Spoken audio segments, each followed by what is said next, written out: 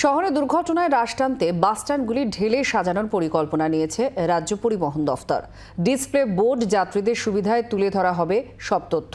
পরিবহন মন্ত্রীর নির্দেশের পর বাস্তবে তার হাল হকিকত জানল জি 24 ঘন্টা। শহরে বাস দুর্ঘটনায় লাগাম টানতে উদ্যোগী হয়েছে পরিবহন দফতর।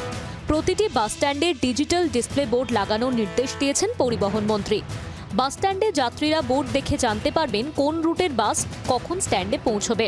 এতে একটি বাসে অহেতুক হুড়োহুড়ি করে ওঠার প্রবণতা কমবে। কিন্তু বাস্তব পরিস্থিতির হাল হাকিকত জানতে ময়দানে নামে জি 24 ঘন্টা।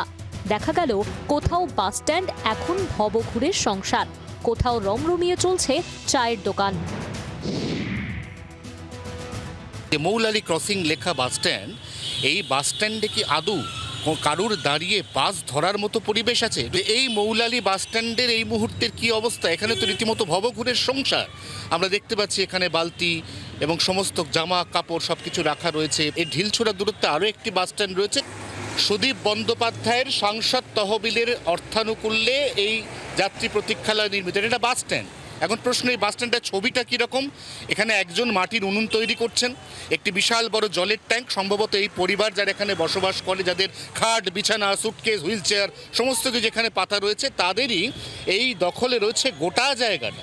আর যারা বাস ধরতে চান, যারা বাস ধরার জন্য প্রত্যাশী যাত্রী, তারা কোথায় দাঁড়াচ্ছেন?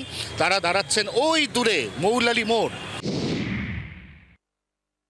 ধর্মতলা হচ্ছে কলকাতার সবথেকে বড় বাস স্ট্যান্ড অথবা বাস টার্মিনাস। সেই ধর্মতলায় দাঁড়িয়ে এমন বাস স্ট্যান্ডের ছবি দেখতে পাওয়া যাচ্ছে যেখানে বাস স্ট্যান্ডকে আলাদা করে চেনার উপায় নেই।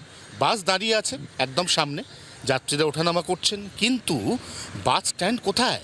বাস স্ট্যান্ডের দুপাশে দুরকম দোকান। একদিকে বিভিন্ন রকমের স্ন্যাক্স ঝুলিয়ে রাখা হয়েছে এবং আরেকদিকে সারি সারি সসের বোতল, কারণ সেটি আদতে একটি রোল চাউমিনের দোকান। মাঝখানের সামান্য যে জায়গাটুকু পড়ে রয়েছে সেখানে কোনো রকমের মানুষ এসে দাঁড়ান। আমরা এখন রয়েছি বিকাশ ভবন বাস স্টপে এবং তোমাকে যদি ছবিটা দেখাই যে এখানে কোনো বোঝার উপায় নেই যে আদৌ এখানে কোনো বাস স্ট্যান্ড রয়েছে কি না। বিকাশ ভবন, তুমি জানো, একটা সল্টলেকের যদি অফিস পাড়া বলা হয়, এই বিকাশ ভবনের এই যে জায়গাটি রয়েছে, অর্থাৎ বিকাশ ভবন, জলসম্পদ ভবন, এরকম একাধিক সরকারি দপ্তর রয়েছে এবং এখানে প্রতিদিন বহু মানুষ তারা কিন্তু এখান থেকেই ওঠানামা করে, এখানেই বাসগুলো দাঁড়ায়।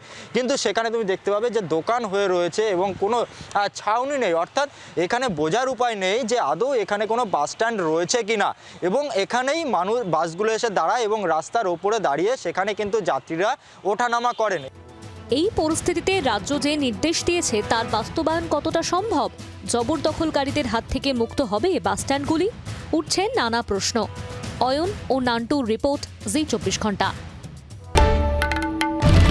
বাংলার আওয়াজ, বাঙালির আবেগ, জি 24 ঘন্টা।